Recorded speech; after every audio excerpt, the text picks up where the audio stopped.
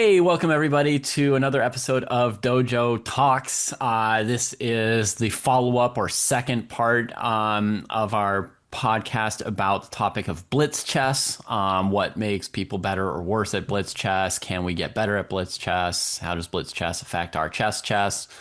And for today's episode, we've brought in, I guess, a recent Blitz specialist in National Master Jeremy Kane. Um, he was just telling us before the show that he was a classical chess player up until the arrival of kids. Then, with babies in the house, you couldn't go to tournaments. You pivoted to playing Blitz because it was what you had available. And I think you enjoyed it and became good at it. Are those both fair to say? Yeah, so I was, playing classical tournaments and leagues and all that stuff up until 8 or 9 years ago. And since then, I basically just play online, Blitz and Bullet, stuff like that. And I keep improving at it, so it must work if you focus on that kind of stuff. Yeah. And you're enjoying it as well, right? Like it's Yeah, I really enjoy kind of the video game aspect of it, right? You're fighting for those points. It's a little bit dirty, but it's just a uh different game from classical. You can't feel too bad about the dirty flags and sort of the stuff that comes with it. Yeah, fair enough. There's one other thing I want to definitely mention about you before we get into all our topics, which is we've had a couple guests on our podcast before, and they've generally been other sort of like free flowing content creators like the Chess Dojo, right? Like people with their own like channel and they're trying to build a following for teaching or for this or that. Jeremy works for chess.com. So Jeremy is within a company. We haven't had a lot of people on in that kind of a situation. He works on the content side, writes a lot of articles, has made some Chessable courses. So I actually was fortunate enough to get to spend some time with Jeremy at a chess.com event. We talked a bit, and he had some thoughts and advice for me about Blitz chess, and that was partly why we thought, hey, let's bring Jeremy in here and hear what he thinks about it. So, Jeremy, tell us, where are you in your Blitz? Like, how far have you gotten, and like what did it take you to get there?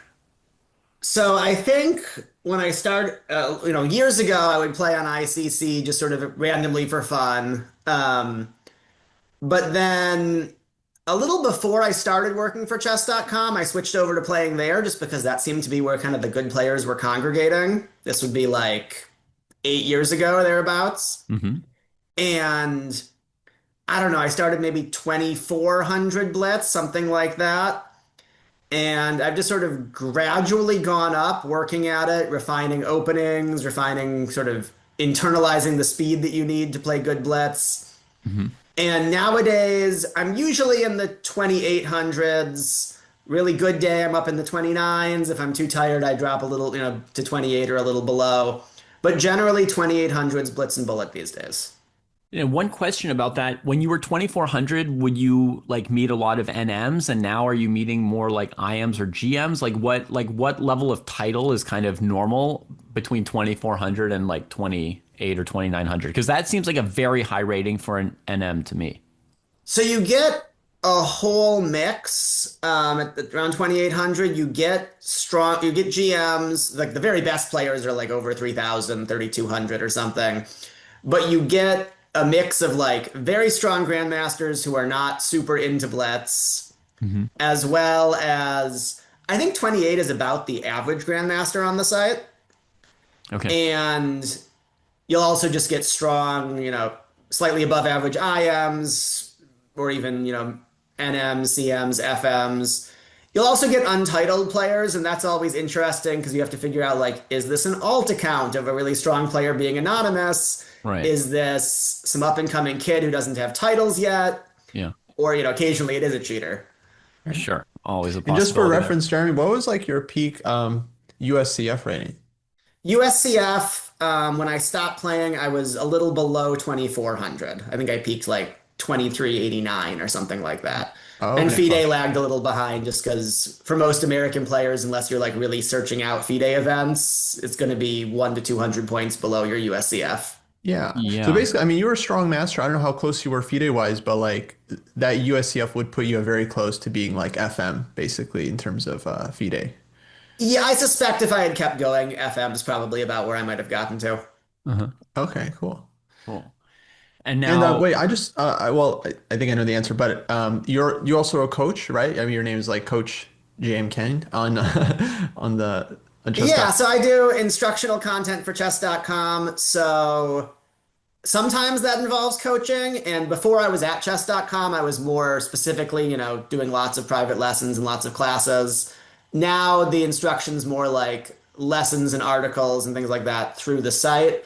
I do occasionally do private lessons, either to prepare someone for a chess.com event or just unrelated to chess.com. If a student comes to me, I might be able to work with them. Gotcha. so Very cool. the next thing I wanted to cover was Kostya's Blitz quest. Oh, Kostya, you set like an amazing goal for yourself, I thought, on our last podcast. I remember thinking like, what? He's gonna How did it go? okay, I'll have to refresh my own memory. If I remember correctly, the goal was to hit 2,800, perhaps. That was the goal. Yeah, okay. All right, Jerry, thank you. Is Jesse, he was the first one. He originally he had a 2,700 Blitz quest. That was like a Right. couple of years ago. He hit that. Yeah.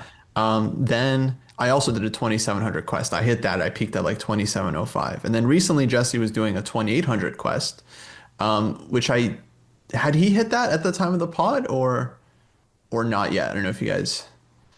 I think he had recently hit it. I Okay, so rewatched he had that basically pod just hit it recently. at that point. And I think I was like, okay, maybe I'll also go hit it. I feel like if Jesse can hit it, I think I can.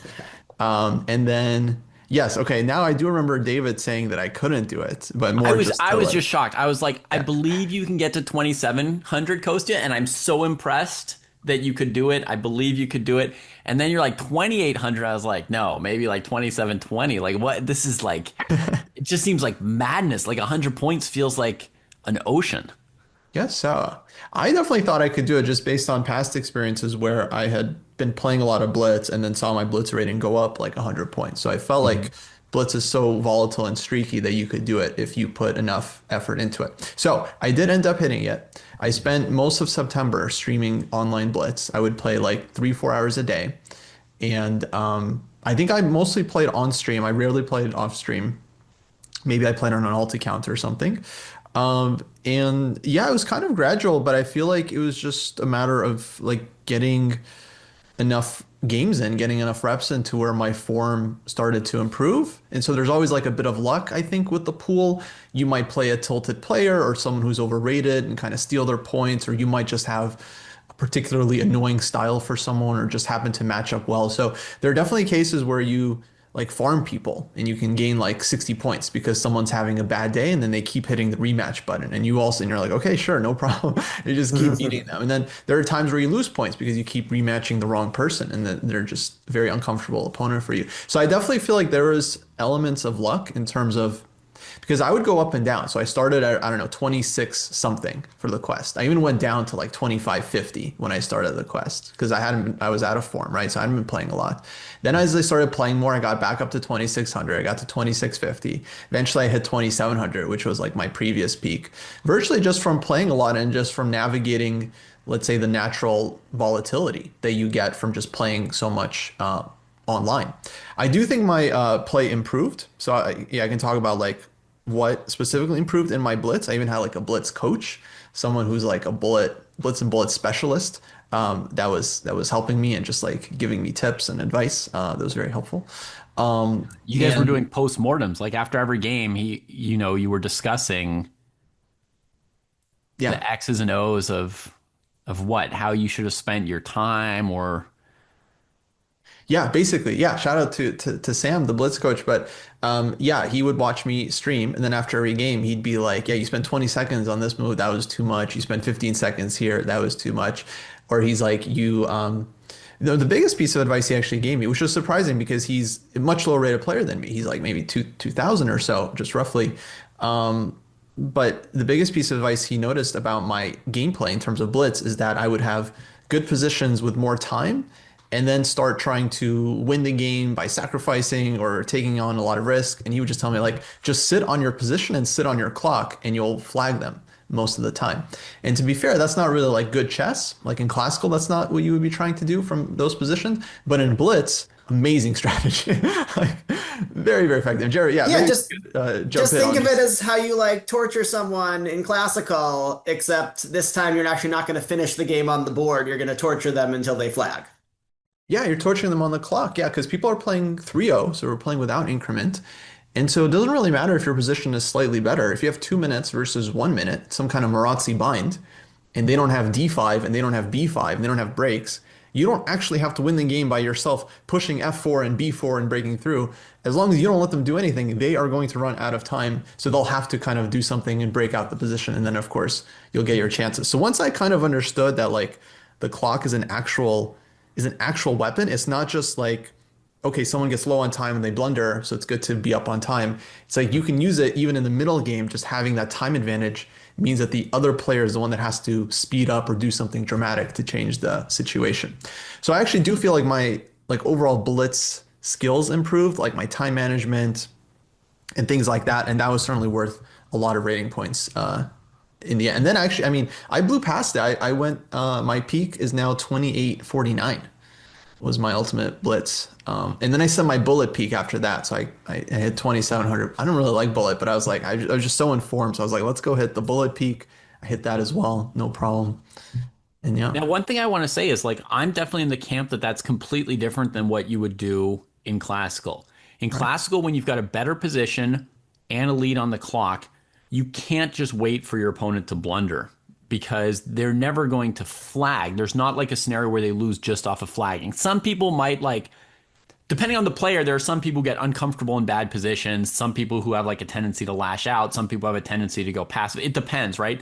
So it's not like you can't ever put pressure on somebody that way, but you have to be looking for a way to increase your advantage in classical. Like you have to win on the board, Yeah. pretty much. Like so I feel like that kind of pressure idea in a blitz game is different than in classical because you're saying you can set up that Marazzi bind, for example, or some other favorable position, and then you can play like queen d2, queen b2, rook d2, rook d1, and you're just telling your opponent you're going to flag.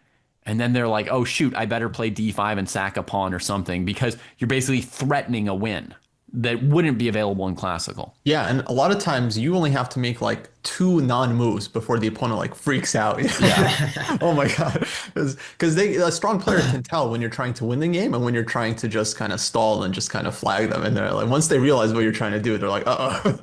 And Yeah. the thing is, Yeah. in classical, like maybe you spend 15 minutes on one move and try to find the breakthrough. Yeah. But in Blitz, even like you spend 20 seconds on a move, suddenly that time edge is gone. And now suddenly, if you don't win on the board, you lose the game. So it's so costly to have a long think. Like you better be confident the win is there if you're going to do that. Right. Yeah. So yeah, I'm wondering, Jeremy, like how much of Blitz progress do you think is better like clock management versus improving your your chess skills, your tactics, your openings, that kind of stuff? Like what would be the percentage, let's say chess skills versus Blitz specific skills? Um, it's definitely a mix. I don't know. So improving your Blitz as a if you like need to do it short term, like you're like I'm on a quest, I'm going to go do this, then it's probably heavily Blitz specific skills. Long term, you just get better at chess.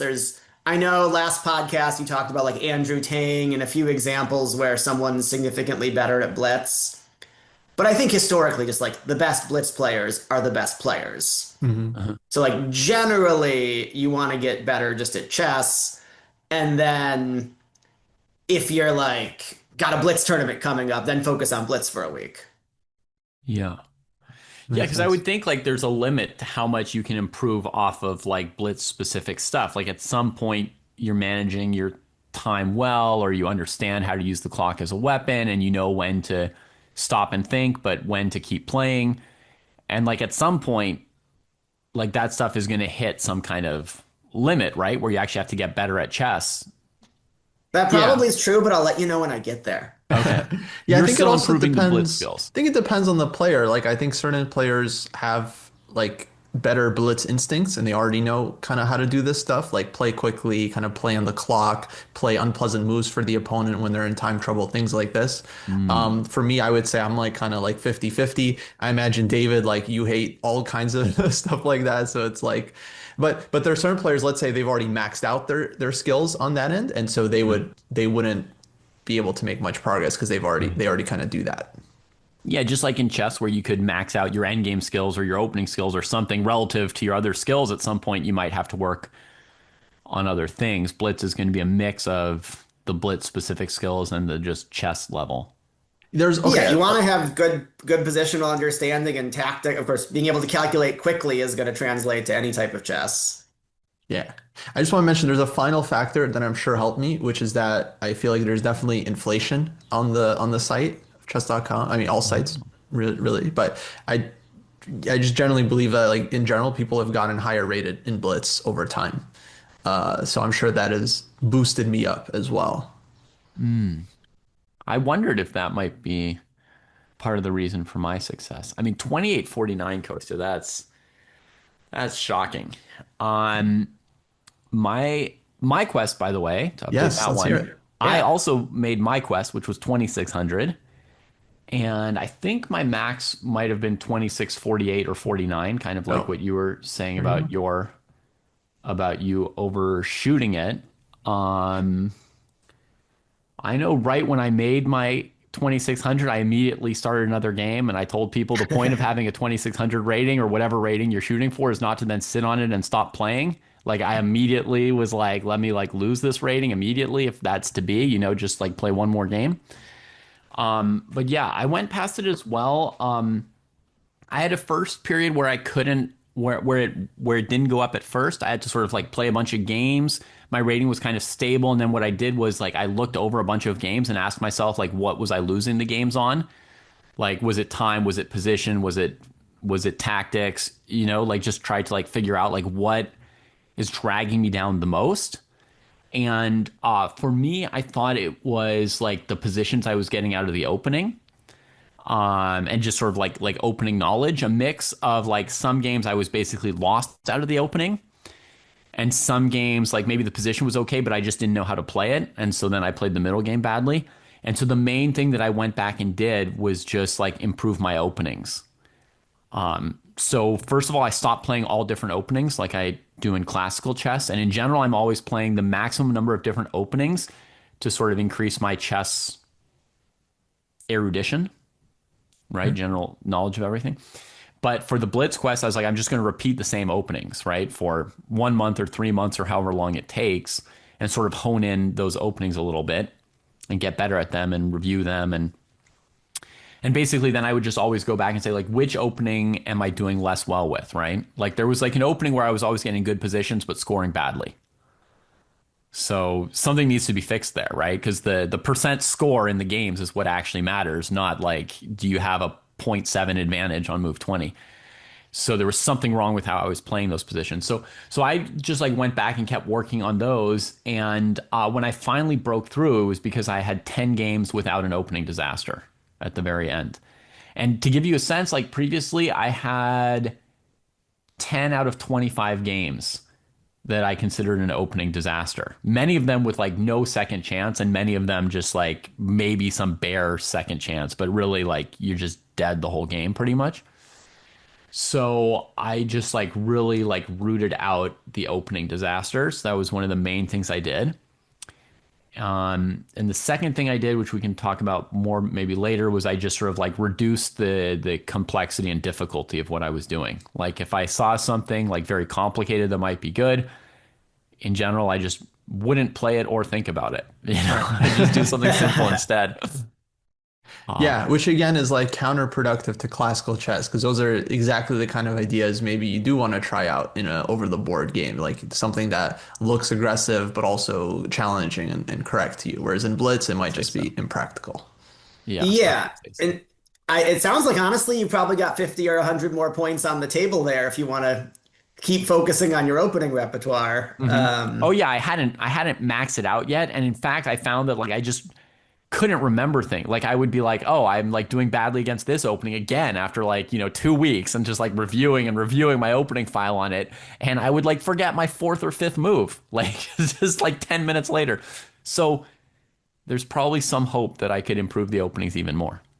Yeah.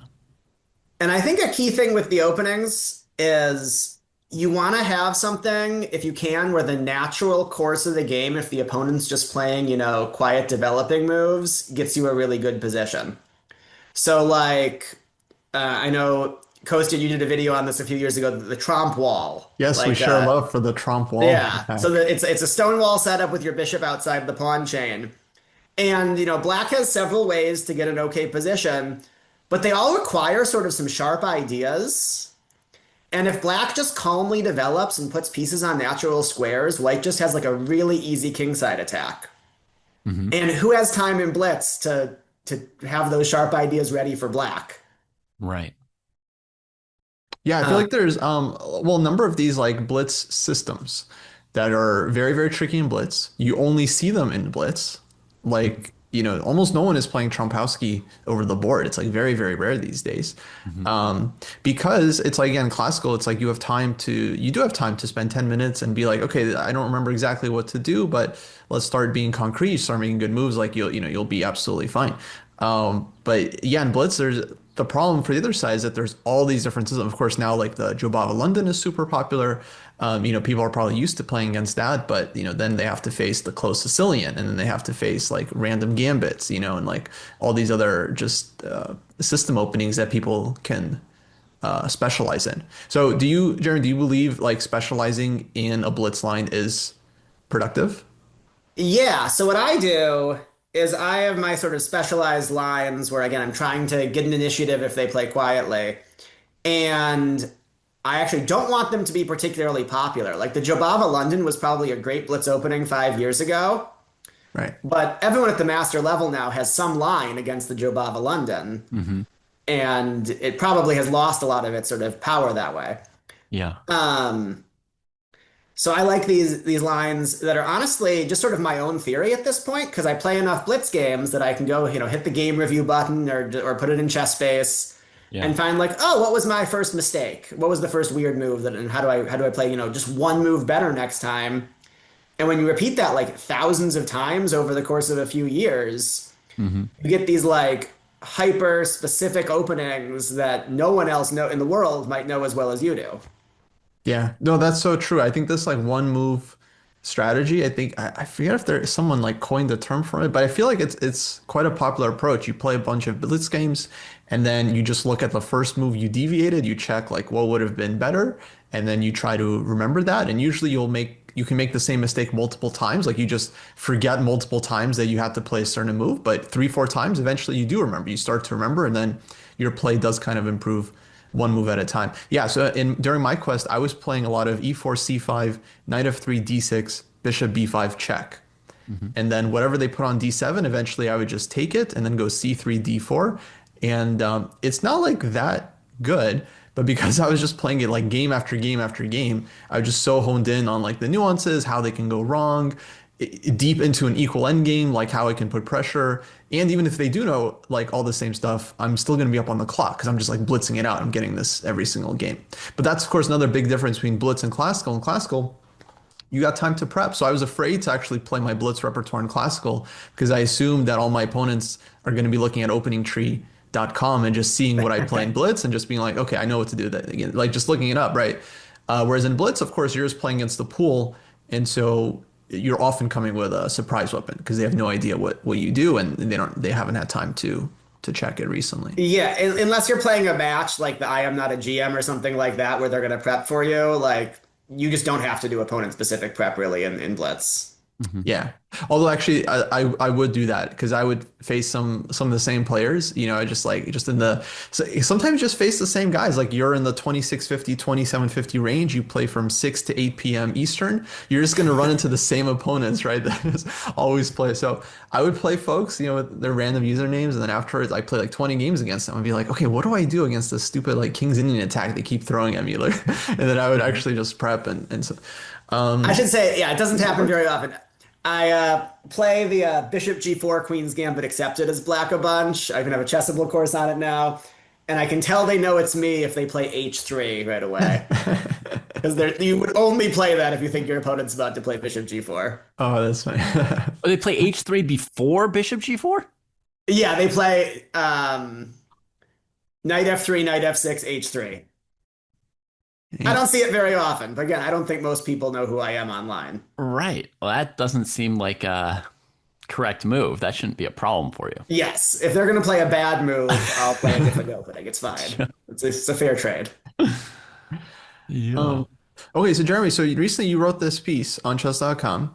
You were saying you thought it would be more controversial than it was, but the truth is that people want to be told that Blitz is good for their chess. But do you do you actually believe, because we've been talking a lot about just like Blitz stuff, how to improve your Blitz, but do you think this can actually translate to classical or tournament chess? I think it can for a lot of people. Like, I think it is really good to get your reps in, but there are a few caveats. I think you got to play focused blitz. If you're just playing to pass the time and you're not really like engaging with it, probably not a lot of benefit. And you got to do at least a little bit of trying to learn from each game. Like, you're playing enough games. I don't think you have to learn a ton from each game. You don't have to spend like more time analyzing than you did playing. But if you're not looking at them again, you're not learning anything. Um, and so, yeah, I started the piece with a quote from someone that was, quantity is a quality of its own. Like, Mm-hmm. I think a lot of people, I don't know if this applies to dojo people because you make them play, but a lot of chess students are like, I just need to perfect my openings or perfect my end games, and then I'll go to the tournament. Yeah. And at least people who are playing a lot of blitz and trying to learn from that are doing something. They're playing chess. Yeah. No, we definitely are aware there's a lot of people who study and study and study trying to get ready without playing. And definitely like a dojo mantra is like you have to actually play. You actually have to do the thing. And I think that's great. Yeah, anybody who's like, when would I be ready for a tournament, or like how much should I do before I go to a tournament? We always tell them like you're ready like today. Like If you're asking that question, the you're best ready to go play preparation, chess. the best preparation for that tournament that you're thinking about in 2 months or 3 months is to go play whatever tournament's available today. Like just go play. Yeah. And okay. I do want to, oh, sorry, go on. Yeah, I was just gonna say it's a bit of a side topic, but yeah, like I think the main thing that suggests if someone is ready to play a tournament is just whether they're ready for like the competitiveness. The only people I would say that should not play chess tournaments, it's like little kids that aren't like just ready to handle losing, because I think that can lead to issues. So it's like as long as you're just like willing to go and like lose some games and it's not gonna crush you, then I think you're basically ready to play. Like there's no amount of chess you need to know essentially. Yeah, get out there and do the thing, right? If you want to get good at it, you got to do it. But My yeah, one caveat about Blitz as an improvement tool is I don't know if it's good for beginners. Like, you don't want to, beginners need to think about their moves and just get used to the process of thinking. So let them get to a certain level first before you put a clock on it. okay, but we gotta push you to define beginners here. It's like what like elo are we talking ratings on chess.com? Um, I don't know exactly, but I think if Blitz just feels like chaos to you, you might not be totally ready. So it could be like 1,000 or something. If it feels like you're just playing random moves, push the time control up. You only want to be playing random moves in the last like 10 seconds of a game. Um, but if you feel like your moves have purpose, then I think Blitz is worthwhile. It's a bit of like a self-reflection. I would maybe set the target a bit higher. In terms of like Blitz being useful, I think anyone can play Blitz, especially for fun or to get reps in. So sometimes we recommend Blitz for people that are afraid of playing. And it's like, no, it's like just go play, lose a bunch of games, win a bunch of games. Like just doesn't matter. The point is to just get reps in. So I think a lot of times those people can be beginners. And so for them, it is very helpful to just get some games in. But in terms of like, let's say you already know the rules, you're already kind of comfortable playing. For me, it's always felt like Blitz more leads to bad habits, and so you just have to be like really disciplined, like you're saying, with like the focused chess, like reviewing each game against at least a little bit, trying to like reflect on your blitz games. So you're not just playing like the same exact openings every time. You're not doing the same things every time. Most common things I see in blitz, it's like, someone goes bishop g4 against you and people just play h3 blindly or a3 blindly. They just don't even think like whether they should be playing that. It's like they just play these moves super fast because they're like, okay, it's blitz. I know it's safe, no problem. And like that might be fine for blitz. And I often take the strategy in blitz as well, where I just play fast moves that look good. But in terms of like working on the chess in the long run, that's those habits I would say are not good because you're not really learning how to think about the game and make decisions. Yeah, I think if you're not reflecting on any game, you're not getting what you should out of it. Right. I would you didn't get the controversy you wanted before. So let me just say, like, I think almost everything I did to get better at Blitz didn't make me better at chess. Now I was working pretty much specifically on like Blitz skills because my Blitz skills lag behind my chess skills, right? And I'm sure somebody with really good Blitz skills might have to work on their chess skills to get better at Blitz. Like they would play through their game and be like, oh wow, my opponent, the reason I lost this game is my opponent used a plan I didn't know about. And then they're maybe getting better at chess when they realize it. But like for me, like it was a lot of like thinking less, you know, it was a lot of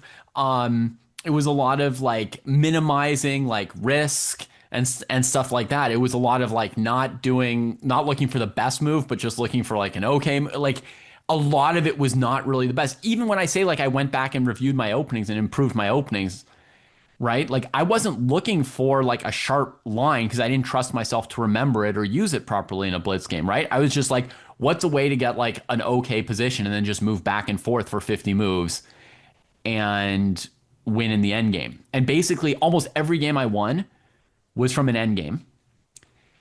And I would also argue that in classical, I would have won like almost none of those end games. Like the way I was playing was I was getting to end games, which if you gave a 22, 23, 2400 FIDE player that end game, they would basically never lose it against me with time on the clock, right? They've got 10 seconds and I've got 10 seconds and maybe like I have like a slightly advantageous end game like hundreds of times and they're making like some kind of key end game mistake. So I'd like win over the board, but because of a mistake, which I feel like people wouldn't make in classical. So it's actually interesting to me that you're saying that most of these ended in end games. I feel like even like when I'm in good form in the 2900s, most games end, if they're not ending just on the clock, they're ending with a tactical mistake by one of the sides. I feel like at least 3-0 at every level is mostly decided by tactics. But see, I had been learning to avoid confrontational moves, right? So I was like trading at every opportunity. I was guiding the games towards simplicity. When there was like a critical choice I could play, like, oh, I could grab a pawn and come under attack, I would never grab the pawn. I would just like trade a piece. You see what I mean? Like what I was learning to do to maximize my chances was avoid everything critical and just play towards equal endgames and then let my opponents crack. Would you say end games are a relative advantage for you, just as a skill set? They hadn't been in the past, right? Huh. But I think like, historically I was a good calculator, but I've been slowing down over the years. So now like maybe I could still calculate well, but with 20 minutes on my clock. So what I gave up was all my own habits. Like I always used to just play the most complicated move, the most, risky move, etc. But then like in blitz games, I couldn't cap off. Like I'd play like a sacrifice that's good. I'd be attacking and I wouldn't find like the winning move at some point because you're making the difficulty level very high for yourself. What I've basically been doing is making the difficulty level as low as possible for myself in this blitz quest, right? And lowering the difficulty level meant, I didn't have to find knockouts and my opponents didn't have chances at knockouts. And so lots of like what you would call sort of more boring games if they were classical games because there was not as much tension and stress. And games which I think would have a high chance of ending in a draw in classical. Yeah, and that definitely is true in Blitz. The draw margin is just so much smaller. Yeah. Like you do get draws, but I think like every time control on chess.com, draws are like 5% of the games or Like something. in classical, I played to like go crazy, right? And my draw percentage is probably still like 15 to 20%, which is like relatively very low in classical for a Yeah. player of my level. But like that's me going like absolutely bonkers. In Blitz, I'm like trying to play for a draw instead of like what I do in classical, right? Like I'm just trying to like make it simple, make it easy, just get a draw. That also that mentality instead of trying to win every game, just try not to lose, just try not to lose. That like helped me a lot. But despite that, the draw percentage was like 2 or 3%. Even though I'm playing the opposite, like the most drawish I've ever played in my life. But like my opponents are always cracking at the end of the end game. Like, And this even is with like increments. This is 3-2. yeah, I'm playing with an increment because I can't play 3-0 without just flagging every game. I'm playing with like a 2 second increment, but even like very simple, like, rook and three against rook and three type end games, like my opponents are cracking. Like all. Yeah. I don't know. I think well, okay, I think one thing that could be going on is like if you're playing, let's say, lesser title players like National Masters, Canada Masters, then their endgame knowledge, I think, will definitely be kind of insufficient, especially if they're more like blitzers, right? I can't imagine they're studying the Auerbach and Dvoretsky, like books and stuff. Yeah. To me, it's not too surprising. It's interesting. It's like, so going back to like, can Blitz improve your overall chess? It's like I definitely think it can, as Jeremy said, like if it's focused and you're kind of like really intentional about what you're working on. Like if you tell yourself like I'm working on to hone in my openings, so my opening repertoire can be really tight, right? Or I really want to hone in my short tactics so that I never miss a simple tactic. And that's just kind of like all that you're focusing on. And over Mhm. time, I mean, I think you feel like you get faster. Because the question I had for you, Jeremy, like do you feel like you're, let's say, like a fast uh you have like a fast processor, like your brain is working very quickly when you're playing Blitz and Bullet? Do you think that has increased over time, like as you've played a lot? Yeah, I think I've gotten better at it.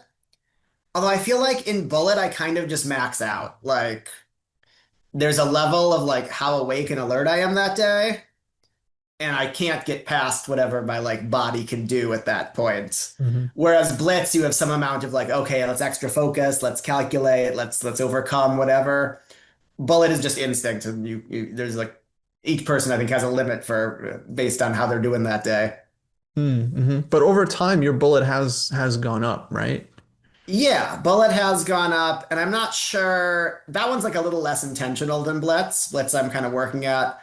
And Bullet, I think it's like how maybe it's in miniature how, being better at classical makes you better at Blitz and Rapid. Being better at Blitz probably makes you better at Bullet. And maybe a little bit the other way too. Like I think Bullet practice is a little bit like, the baseball players swinging the heavy bats before they get up for the real swing.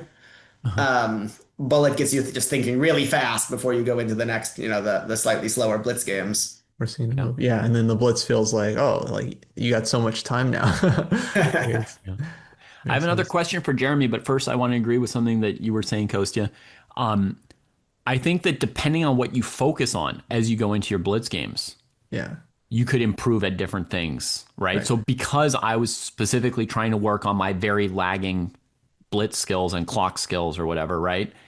Like that happens to be what I improved, and what I was doing wasn't, I think, in any way useful for my actual chess.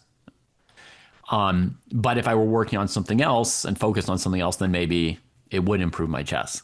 Right. Now, my question for you, Jeremy, is like, do you have any thoughts on theories of like what kind of players are naturally better at blitz or worse at blitz? Like, do you think it exists people who are naturally better or worse at blitz? So I think the biggest thing is people who learned chess as kids are better at Blitz. I think it's a hard skill to pick up as an adult. Maybe we're just too like analytical minded trying to like figure out the theories of things Hmm. and not just like jumping in and doing stuff. And you'll see Yeah. often, and you talked about this in the previous pod, like sometimes these super high blitz ratings online are a sign that someone's Faruja or someone's or Dogmas or something. And Yeah. we first notice them when they get like a 3,100 blitz rating. Right. And then a Like year or Andy two Woodward right later, now, right? Like, or Woodward, yeah, a year or two later is when they go and win Tata Steel. yeah. Yeah, so it doesn't, yeah, it's not a crazy precursor. Yeah, like all these kids that are having these insane blitz ratings, it's like it shows their uh insane talent. I definitely think that's true what you said about the adult improvers. And also it's like it's an important thing for them to keep in mind because they're new to chess and they join and they see all these streamers basically just playing blitz all the time and like talking and playing blitz and like playing distracted blitz, but still playing for them is like a really, really high level. But then if you try to do it yourself, of course, you're just going to like blunder all your pieces because you haven't been playing for 20 years and like thousands and thousands of games, right? So it's like, yeah, you have to keep in mind just even these kids, of course, they have so much time, right? So it always comes down to this like, is it because their brains are more, malleable, or is it because they just have hours of time to practice? And it's like it's probably a bit of both, but yeah, they have the hours of time to just play and play and play, which I think can't. Yeah, their Blitz is a first language as opposed to like trying to learn it later in life. It's harder. Yeah, absolutely. We got to wrap up here very, very soon, but Jeremy, maybe you can let us know like what are you working on now? Are you working on more courses or what are you up to? So right now, just doing the day-to-day stuff at chess.com, helping prepare, some stats for the candidates tournaments to make sure our broadcast has interesting stuff to say. Cool. I recently published a Chessable course on the Queen's Gambit Accepted. Works really well in Blitz and Classical, so check it out. Yeah. Nice. Yeah, I'm that seems like the right kind of thing for me. Just like a blitz repertoire. David, are you Repeat it many gonna times. try to get to 2,700 at any point?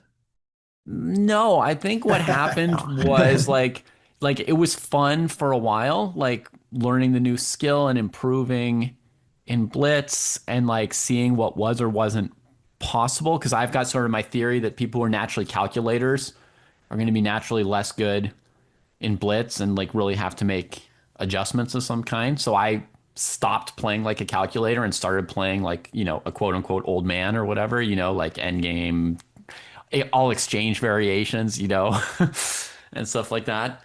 Um, so it was fun for a while, but I think eventually I thought to myself, well, none of this would ever help me play like a great classical game, and then like it sort of like trailed off for me a little bit. Like I think I could get further because I obviously hadn't finished fixing my blitz habits, and I got to about 2649. So I think I could get to 2700 if I really cared and kept going.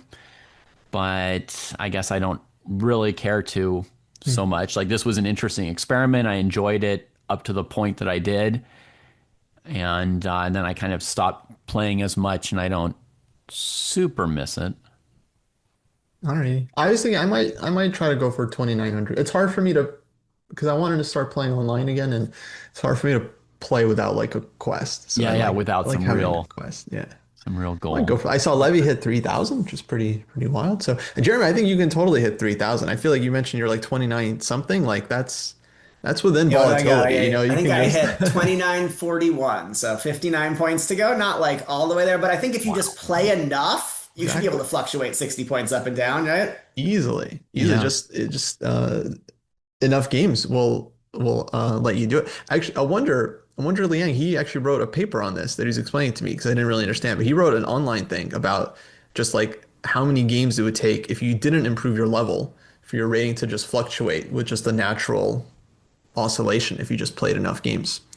Honestly, that's how I got to National Master way back in the day. I had like a summer free and I was like, I'm 2170. If I just play like a bunch of tournaments, I should go up and down 30 points both directions, right? Yes. Yes. But let me just throw a little warning out there for folks who are like, oh yeah, so my current high is, 2350. I'll just go play enough games and I'll be 2400.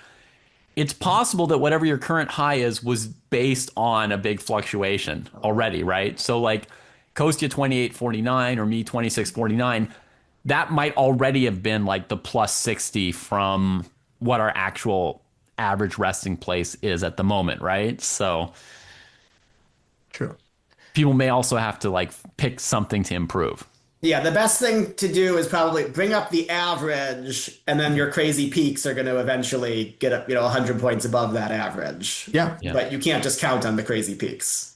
absolutely. All right, well, that'll do it. Thanks everyone for listening. Thanks, Jeremy, for joining. Actually, super Yeah. insightful. Hear your Thanks, guys. thoughts. This has been fun. Yeah. Yeah. And folks, check us out on Patreon if you like to support the pod. Check out our candidates coverage, which will be probably ongoing at this point. But yeah, we'll see you in the next one. Take care.